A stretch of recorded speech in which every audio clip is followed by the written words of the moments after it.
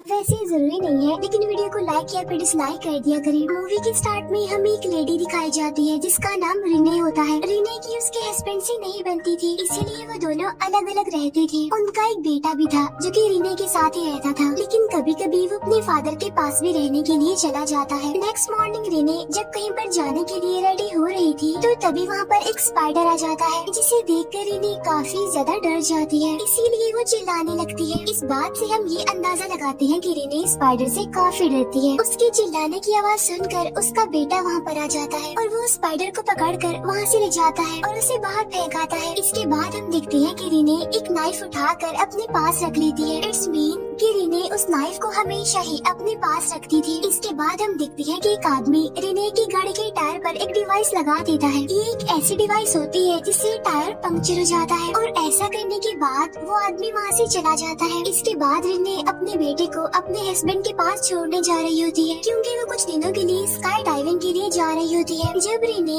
अपने बेटे को ड्रॉप करके जा रही होती है तो तभी हम नोटिस करते हैं कि गाड़ी रिने का पीछा कर रही है और उस गाड़ी में एक बाल्ड मैन यानी गंजा आदमी और एक लेडी बैठी होती है। फिर बाल्ड मैन उस लेडी को कहता है लेट्स डू इट। तभी सुनकर वो लेडी अपने रिमोट से उस डिवाइस को एक्टिवेट कर देती है, जो डिवाइस रिने की गाड़ी के टायर पर लगी हुई थी। और जब वो डिवाइस एक्टिवेट होती है तो रिने की गाड़ी का टायर पंक्चर हो जाता है, जिसकी वजह से उसकी गाड़ी अब रुक जाती है। इसके बाद रिने बाहर आकर गाड़ी के टायर को चेक करती है और जब वो टायर पर लगे डिवाइस को देखती है तो वो काफी परेशान हो जाती है। तभी वहाँ पर एक ट्रक रुकता है जिसमें से एक आदमी बाहर आता है और ये आदमी रिने की गाड़ी का टायर चेंज करने में उसकी हेल्प करता है। वहीं पर वो बाल्ड मैन यानी गंजा आदमी और वो लेडी अपनी गाड़ी में बैठकर उन्हें देख रहे होते हैं। इसके बाद उसे ट्रक में से एक और आदमी बाहर आता है और वो रिने को इलेक्ट्रिक शॉक देकर उसे बेहोश कर देता है। इसके बाद वो बाल्ड मैन और वो लेडी भी अपनी गाड़ी से बाहर आ जाते हैं। इसका मतलब ये था कि वो सारे आपस में मिले हुए थे। इसके बाद वो रिने को बांधकर उसे ट्रक में ले आते हैं जहाँ पर एक लेडी डॉक्टर होती है। इसके बाद वो रिने को वहाँ से ले जाते हैं। ट्रक में जब रिने को होश आता है तो वो अपना नाइफ निकाल कर अपने शू में रख लेती है। इसके बाद वो लोग रिने को एक अंडरग्राउंड प्राइवेट लैब में ले आते हैं, जहाँ लाकर उसे एक स्ट्रेचर पर बांध दिया जाता है। वहाँ रिने एक आदमी को देखती है और उसे भी स्ट्रेचर के साथ बांधा हुआ था और वो आदमी रिने को एक G1012X नाम की कोड के बारे में बताता है, लेकिन रिने को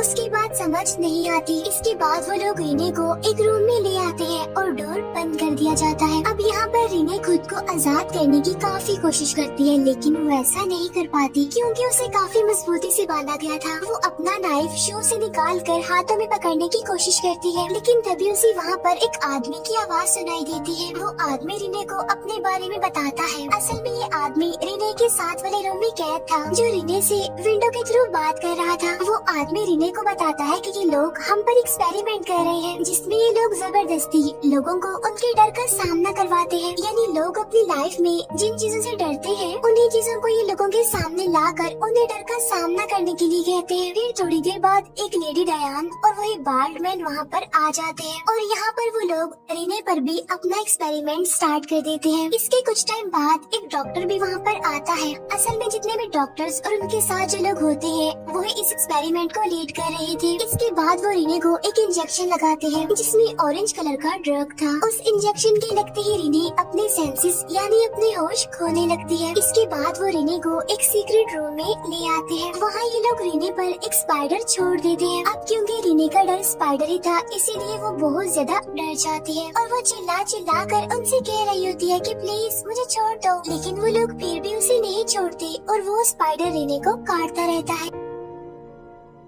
लेकिन थोड़ी देर के बाद उस स्पाइडर को रिने से हटा दिया जाता है। फिर वो बाल्ड मैन कहता है कि मुझे लगता है कि रिने रप्चर कर लेगी। अब ये रप्चर होता क्या है इसके बारे में हम आगे जानेंगे। इसके बाद वो रिने को वहीं पर छोड़कर वहाँ से चले जाते हैं। उनके जाने के बाद रिने अपने नाइफ से खुद को आजाद कर लेती है और वो वेंटिलेशन सिस्टम के जरिए क्रॉलिंग करते हुए आगे बढ़ती है। इसके बाद वो थोड़ा आगे जाती है जहाँ पर वो और भी लोगों को देखती है जिन पर एक्सपेरिमेंट किया जा रहा था। साथ साथ लोगों को उनके डर का सामना करवाया जा रहा था। इसके बाद रिने बड़ी मुश्किल से उस आदमी के रूम तक पहुंच जाती है जो विंडो से उससे बातें कर रहा था और जब रिने उस आदमी से बात कर रही होती है तो तभी वो देखती है कि उस आदमी के पास तो स्नेक बैठा हुआ है। इट्स मीन उस आदमी का डर स्नेक था, यानी वो सांपों से डरता था और यही वजह थी कि उन लोगों ने उस आदमी के पास स्नेक रखा हुआ था। इसके बाद वो लोग वहाँ पर आ जाते हैं और उस स्नेक को ले जाते हैं और रिने वहीं पर ही छुप जाती है। लेकिन इससे पहले कि वो लोग रिने के रूम में जाते, रिने जल्दी से अपने रूम में आ जाती है और खुद को स्ट्रेचर से बांध लेती है। इसके बाद वो लेडी डायान वहाँ पर आकर रिने को एक कोड के बारे में बताती है। वो बताती है कि J1012X असल में एक जेनेटिक कोड है जो सभी इंसानों की बॉडी यानी क्रोमोसोम्स में होता है और वो लोगों के डर की मदद से उस कोड को एक्टिवेट करके लोगों के डीएनए को चेंज कर देते हैं और इस प्रोसेस को रप्चर कहा जाता है। और डीएनए के बदलने से लोग खुद को एक नया रूप दे सकते हैं, यानी वो अपनी स्किन को भी चेंज कर सकते हैं, लाइक स्नेक जो अपनी पुरानी स्किन को नई स्किन में बदल देते हैं। इट्स मीन वो अपनी पुरानी स्किन उतार कर नई स्किन लगा सकते हैं। अब इस बात का यकीन दिलाने के लिए डायान अपनी आई स्नेक जैसी ही बना लेती है और वो अपना रूप बदलने लगती है, यानी वो अपनी स्किन अपने फेस को पूरी तरह से चेंज कर देती है। और जब डायान ऐसा कर रही होती है तो रिने एक सिरिंज को चुपके से अपने हाथ में पकड़ लेती है और अब डायान